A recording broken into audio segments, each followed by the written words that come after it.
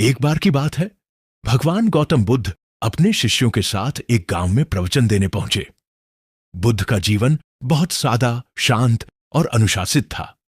उनके उपदेशों से लोग गहराई से प्रभावित होते थे, क्योंकि वे जीवन के सत्य, करुणा और आत्मसंयम की बातें करते थे। गांव के लोग भी उन्हें सुनने के लिए बड़ी श्रद्धा से एकत्र हुए। लेकिन उसी गांव में एक व्यक्ति था जिसे बुद्ध से गहरा विरोध था। वह सोचता था कि यह व्यक्ति लोगों को भ्रमित कर रहा है, सब इसे इतना सम्मान क्यों देते हैं। उसका मन बुद्ध के प्रति ईर्ष्या और क्रोध से भरा हुआ था। जब उसे पता चला कि बुद्ध गांव में आए हैं, तो वह आग बबूला होकर उनके पास पहुंच गया। वह व्यक्ति बुद्ध के सामने खड़ा होकर जोर जोर से चिल्लाने लगा, तुम ढोंगी हो, तुम लोगों को गलत रास्ते पर ले जा रहे हो, तुम्हारे शब्दों में कोई सच्चाई नहीं है। वह लगातार अपमानजनक बातें कहता रहा, परंतु बुद्ध वहां शांत खड़े रहे। उनके चेहरे पर न कोई क्रोध था, न कोई प्रतिक्रिया। वे पूर्ण शांति और स्थिरता से उस व्यक्ति को देखते रहे।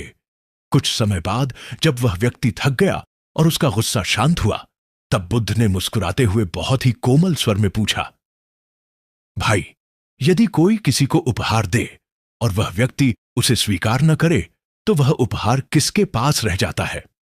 वह व्यक्ति थोड़ा अचंभित हुआ और बोला, स्वाभाविक है, उपहार तो उसी के पास रहेगा जिसने दिया।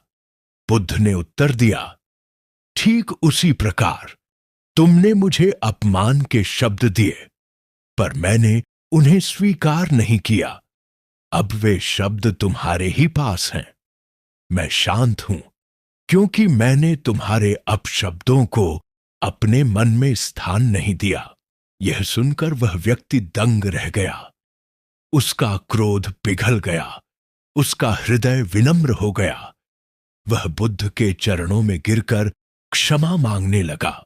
बुद्ध ने कहा, दूसरे के व्यवहार पर हमारा नियंत्रण नहीं होता, पर हमारी प्रतिक्रिया पर हमारा पूरा अधिकार है। यदि कोई हमें अपमानित करे, तो हम चाहे तो वैसी ही प्रतिक्रिया दें, या फिर मौन और करुणा से उसे शांत करें। सच्ची शक्ति अपनी भावनाओं पर नियंत्रण रखने में है, न कि दूसरों को नियंत्रित करने में। यह कहानी हमें सिखाती है कि जीवन में जब भी कोई हमें अपमानित करे या हमारे प्रति नकारात्मक व्यवहार करे, तो हमें भी शांत रहना चाहिए। मौन और संयम ही सबसे बड़ी प्रतिक्रिया है, क्योंकि क्रोध से नहीं, करुणा से ही संसार बदला जा सकता है।